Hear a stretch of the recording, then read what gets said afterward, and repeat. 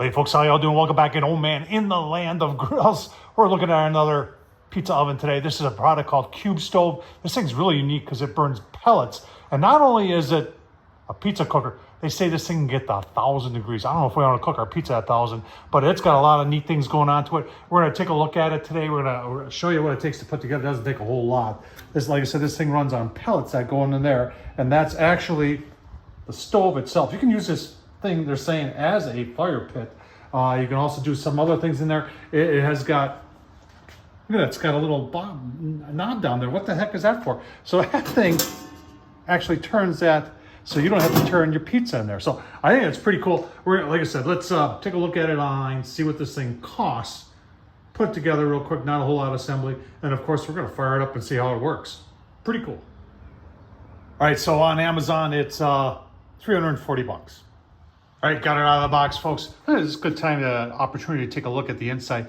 You can see it's double walled there. It looks like it's got a little kicker there to kick the flame down a little bit. I did take a magnet to this, and nothing's sticking. So a lot of this is stainless steel, which is good. There's your turner. So this stove has the ability through this hole here, and to manually turn your pizza without having to use a peel. There's your front door. You got a little window in there. They give you a peel there, which is just a little bit smaller than the stone, so that way you know what size to make a pizza. And there's your chimney. Let's get it together. All right, there it is, all put together. There really isn't a whole lot to do, folks. You put that handle on. You gotta remember, this whole thing is meant to be somewhat portable, so the chimney comes off, the legs do fold up, and then the actual stove part where you put the pellets, like I said, you can use that as a fireplace, or you can use it, in this case, we'll take a closer look at it. You've got your gauge there, goes up to 1,000. Now, the only thing that was just a tad bit difficult is that you've got your stone in there. Now remember, the stone rotates, and it rotates via that. Yeah, it's manual, so you are turning that, but that beats taking it off. Now, you see those two little dimples in there. There's dimples on both sides, and you've got to line those dimples up with two pins that come out of the bearings that turn that thing. So we'll see how this thing does when it's hot. Now, the stove part itself is, this is where you put your pellet. Now remember, this runs on pellets and pellets alone, and no charcoal, just pellets. And you can see your grate down there. So you put a scoop of pellets in, and then you put a lighter starter down there and let it get good and going. And then you fill this thing up, and they claim it'll run for an hour and give you 1,000 degrees in an hour. Now the ash, that's the ash drawer right there. So you can turn this thing either way that you want, but I've got it like this so we can get the pellets in easy and we can get the ash out relatively simple. So it's a relatively simple design. It's well built. I mean, I like the fact that there's stainless steel in there. There's a lot going on here, and I can't wait to make a pizza. Fire this up, let it go for a while, and then see how hot that stone gets, and see if we can make a pizza without it getting overly burnt. And the nice thing about having that table in there, you can just constantly be turning and pulling it off. I'm sure these will be, if it's well, I hope I won't get to 1,000 degrees, but at 1,000 degrees, you're done in like 10 seconds. So that's what's left to do. Let's show you how we're gonna fire it up for the first time, and then we'll go from there.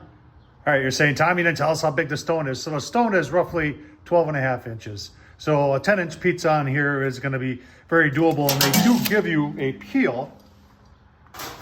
And the nice thing about the peel, it's just a little smaller than the stone itself. So it'll help you gauge on how big to make your pizza. So good idea.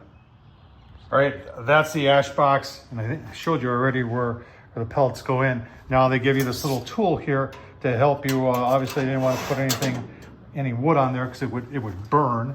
But this will give you the opportunity to close it down without burning yourself and reopening it. So that's good idea. All right, so if you're wondering about the warranty, if you register it, you get a 3-year extended warranty. Pretty nice. Instruction manual does tell you how to use it. It gives you some tips there about maintaining temperature in there. Looks like there might be a cover for it and something to carry it with. I didn't see that online. And man, looks like everybody's having a good time with this thing, eh? So they do talk about what kind of pellets to use. If you're cooking, to use a hardwood pellet, and if you're just using it for heating, to use a softwood pellet.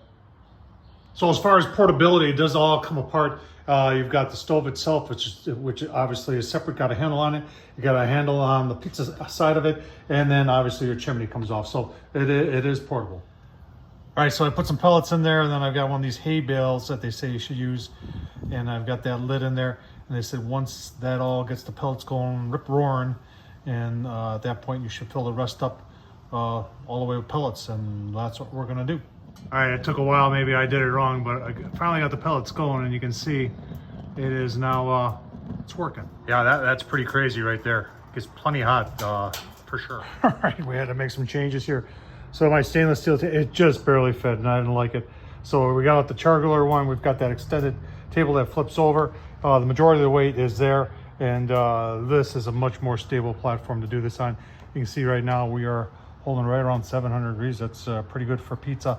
We'll take a look at the stone. I got my thermal. Let's take a look at the stone. Yeah, you can see we're plenty warm. Let's flip it. Take and turn it 180. See what it is on the other side, closest to the fire. Yeah, that's perfect for pizza right there, folks. Let's go make a pie. All right, I got some dough rolled up, folks. I'll leave the link down below. A guy named John Setzler, he does videos for Atlanta Grill Company, and he's got this dough he makes that's got no sugar in it, and that's what I'm using here. Put a little sauce, a little cheese, a little pepperoni. On the Qube store it'll go. All right, first pizza.